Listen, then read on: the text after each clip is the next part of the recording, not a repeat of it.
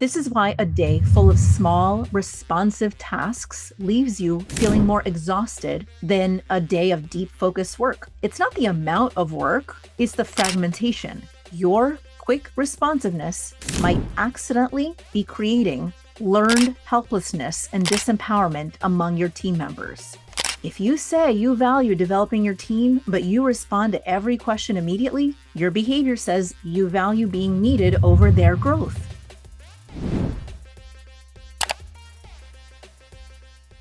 You respond to emails within minutes. You're always reachable. Your team knows they can count on you. Being there for your team matters, right? So why does it still feel like you're falling behind on everything that actually matters?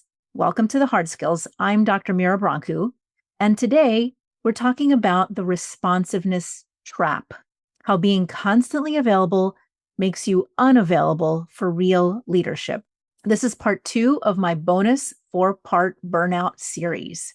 So a client told me something recently that popped up for me, and it stopped me in my tracks. And she said, Mira, I realized that I've been organizing my entire calendar around other people's urgencies, not my own priorities. But there are also priorities I have about being available to trainees, to staff, and people looking for mentorship. The problem is that I can't contain it because they have no control over their schedule like I do. So then I open up my whole schedule to them to take whatever slot is open. And then between that and the many other projects I've agreed to be on due to my own unique expertise that no one else can bring, I'm constantly overscheduled. And the result is that I don't show up at my best. I show up more irritable. I get short. I get demanding. It's not how I want to show up. It's like a no-win situation. What we realized after exploring this in a coaching session is that she hadn't taken the time to reassess whether her values and priorities matched her calendar decisions. She was taking a very tactical approach to her calendar, like time blocking, but not stepping back to assess what and whether certain things should be going in her calendar in the first place, which is more of a strategic and intentional approach. And what she was stuck in is the responsiveness trap. We're socialized from childhood to believe that busy equals important and available equals valuable. Think about it. Whose work got praised in school? The student who always had their hand up, who responded immediately to every question, even if they were wrong. And in our careers, we get rewarded for being the person who answers right away, who's always accessible, who makes things happen fast. And sometimes those people aren't right. They don't have the right answers. They haven't thought it through. They're just stepping in, stepping up quickly. And maybe you, when you step in, are right, are accurate, but you're stepping in really quickly because we're rewarded for being the person who answers right away, who's always accessible, right? Now, here's what we're really doing when we do that. We are confusing urgent with important. Are you familiar with the Eisenhower Matrix? Some of you are. If not, picture a 2x2 grid of important by urgent, okay? So the squares in this 2x2 grid are important and urgent, important but not urgent, urgent but not important, and neither urgent nor important. The problem is that our culture has trained us to treat everything urgent as also important, which is not always the case. We don't stop and slow down and assess whether each urgent matter is also important. That immediate email response, it feels important because it's urgent. That quick meeting somebody needs, it feels important because somebody's waiting. But actual importance, the work that drives long-term results, that develops your team, that positions your organization for the future, it's rarely urgent, and that's exactly what gets sacrificed. What's worse, there are many leaders who use urgency, even create a false sense of urgency to create self-importance. And if you are reporting to those leaders, it makes your life that much harder. Now, there's this interesting research by Dr. Sophie Leroy where she looks at task switching. And she found that when we switch between tasks, checking email, then a report, then a call, then back to email, our brains don't actually multitask. They task switch. And each switch creates attention residue.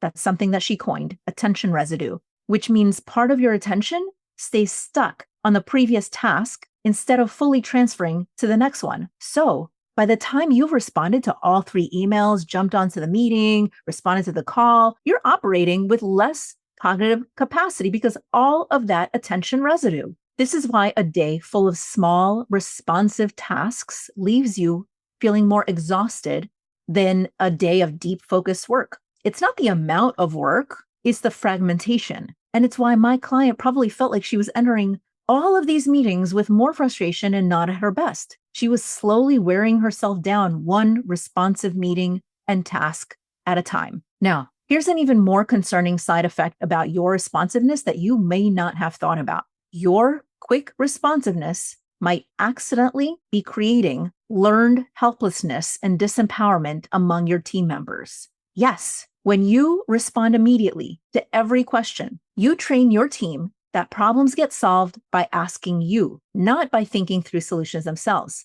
They stop developing their own problem-solving muscles because you've made yourself the path of least resistance. Your team member hits a small obstacle. Instead of spending 10 minutes thinking through options, they send you a quick message. You respond right away with the answer. They learn that their job is to identify problems and your job is to solve them, not theirs. Over time, this creates a team that can't function without constant guidance. You become the bottleneck for everything and they become less capable, not more capable, and then you get frustrated that they're not stepping up, but you are contributing by disempowering them, not empowering them, by being hyper-responsive. So this brings us to some important reflection questions. Now, this is tough love here, okay? I want you to really think through these and be honest with yourself. Are you doing this because A, you need to feel needed, B, you haven't distinguished important versus urgent, or C, you're trying to save or rescue people from pain or challenge? Oof. How you address your responsiveness first comes down to the reason about what is driving your responsiveness. And once you have that answer, the next step is to consider the difference between time boundaries and energy boundaries. Just because you can offer the time doesn't mean you should. Just because you have a half hour left in your schedule doesn't mean you should give it up. Just because you can answer it more quickly than they can doesn't mean you should. It takes a clear strategy rooted in your priorities and values to make a decision about how to use your time wisely. And remember, just because you blocked off 2 hours in your calendar for strategic thinking doesn't mean you are truly available for that deep thinking if you've been task switching all morning. Your cognitive capacity is already fragmented. So the key is that energy boundaries, values, and priorities all need to be aligned to protect your cognitive health. If you say you value developing your team, but you respond to every question immediately, your behavior says you value being needed over their growth. If you say innovation is a priority, but you schedule yourself for constant interruption, your schedule says you're valuing responsiveness over breakthrough thinking. I know, y'all, this is tough love.